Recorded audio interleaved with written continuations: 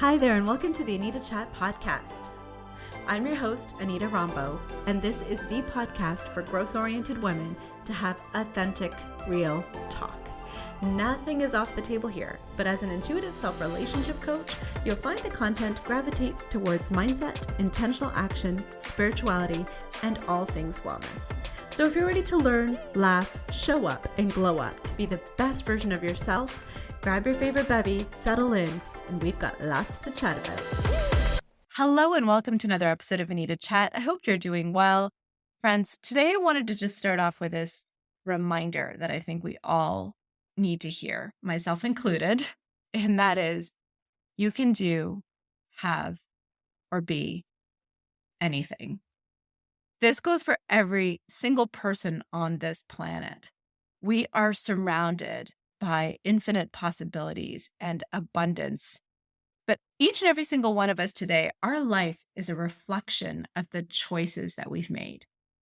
And I would love to believe that we've all tried our very best. Every single person has tried their very best to make those decisions and to make the choices that will serve them and the people that are impacted by their life as well, because we don't operate in a silo. We're an interconnection of beings, of souls, of energy. And the only thing constant about life is change, right? Nothing stays the same. And as such, today, right now, this moment is a reflection of the choices we have made.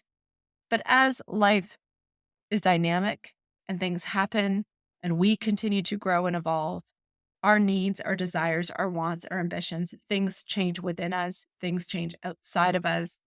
And therefore, the choices that we make might change as well, right? We can't expect the choices that we have made today to be the same choices that we make for the rest of our lives, right?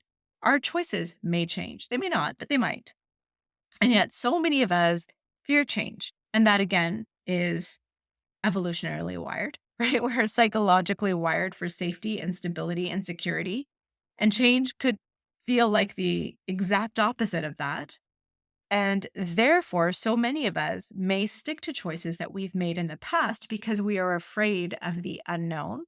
We're afraid of what may lay ahead, the uncertainty that comes with making a new choice, a choice that we're not familiar with. And in the process of holding on to those choices for dear life, when in fact, we may be better served by making a different choice because we're a different person, or like I said, inside and outside, things look different, things are changing. We repress that energy. We resist that energy instead of allowing it to flow freely like it's meant to. How many of you have second-guessed a decision? I mean, I can say I do this all the time, right? Maybe I second-guess a purchase. Did I really need that? Was it the right amount of money? Could I have found it somewhere else for a better price?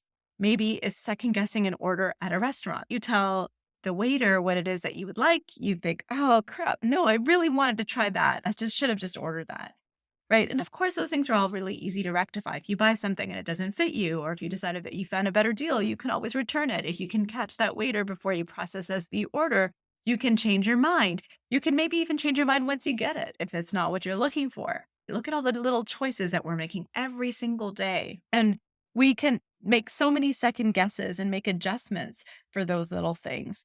And yet when it comes to the big things, the things that will really move the needle on our life, how many of you, this is just a question, how many of you are second guessing those decisions or making adjustments? I feel, especially because I'm coaching people that are at this point where they feel so uncomfortable and so out of alignment with what it is that they want and what it is that they have. And I'm bridging that gap. I'm supporting them through that transformation. So many of us will settle when it comes to those big things. And I'm here to remind you that you are allowed to change your mind. And every single decision can be changed, can be undone. And if your life is a reflection of all the choices you have made to get to this point, and it no longer feels in alignment to who you are or the person that you would like to become, you reserve the right to change your mind. Will it be easy? Maybe not. Who knows? Depends on the choices, right? There may be some interdependencies. There may be some entanglements. There may be some financial implications, some other people that are really impacted by your decision. There may be unintended consequences. But the point is you have the power. You have the power to make the change should you wish to. If it feels horribly uncomfortable or inauthentic to who you are, to what you want to be, if you're really not happy, you have the power to make that change. And doesn't that feel so great that you have the power to change your alignment, to change your energy, to change the vibration of your life? You get to decide what works for you, what feels good for you. And if you choose not to make any changes and stay the course, that's okay too, because that's a choice that you have made for yourself right now. You have weighed many things, and that is a choice that you have made. And maybe that will give you peace that that is the best course of action for yourself right now. Because once again, I'd like for us to believe that we're all doing the very best we can with what we have. So the younger version of you, that old self of you, even yesterday's self of you, because as we change, we're not the same person we were yesterday. We're not the same person that we're going to be 10 days and 10 years from now. We can only do the best with what we have right now, with what feels good to us right now. And with the passage of time, those things might change. And we might feel like we wasted time, or we went down a rabbit hole, or we made some bad decisions. But I'd also like to hold compassion for us that, sure, we're not the same person that we were, let's just say even yesterday, but we did the best we could yesterday. And if yesterday we wanted to do something and we gave it a go, there's no such thing as a bad decision or a bad choice. Sometimes we have to try something on to really decide if it's for us or not. Otherwise, we really don't know. I'm going to be very simplistic here, but let's say you go and you see an outfit hanging on a mannequin. I do not have that skill to just pick random pieces from a store and say, oh, this is going to go together so nicely and make it an outfit. I need to see it on somebody. And if I see it on a mannequin and say, I like that, give me that, I want to try that on, boom. Sometimes it looks very different. In fact, most of the time, it looks very different from what it looks like on the mannequin. That outfit may not be aligned to my body, to who I am, to my personality. I can appreciate it, but until I try it on, I will not know that that's not going to be a flattering outfit for me for whatever reason. So I have to have that experience. I have to make that choice and go down that path and have that experience before I can make a decision if it's going to work for me or not. And once I have that clarity, then I can help refine my understanding of my desires, and I can help create what it is that I do want. Right? So every single choice, every single decision, whether it leads to something positive or negative, definitely is a life lesson, definitely gives us valuable insights and tells us what it is that we're looking for, helps us fine tune that vision that we have for ourselves, and is a constant reflection of who we are and the energy that we're embodying to the best of our ability. And so, my friends, I would love to leave this episode with some questions for you to reflect on and to think about. Take stock of your life right now and what is bringing you joy and what feels aligned, and where do you feel that there's a bit of a mismatch? Where do you feel that there might be something that's draining you? Where do you feel that you might have outgrown certain parts of your life?